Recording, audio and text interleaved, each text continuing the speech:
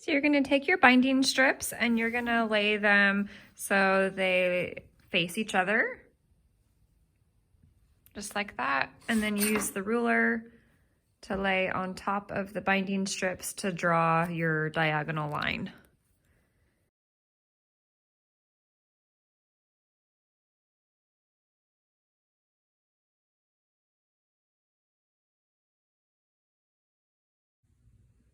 On the quilt binding ruler, there's a 1/4 inch line right here.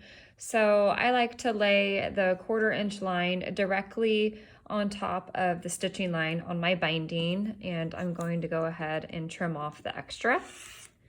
And I like to go ahead and flip it up and go ahead and trim off that little bit right there. And when you open it, you can go ahead and press this. Grab another piece here.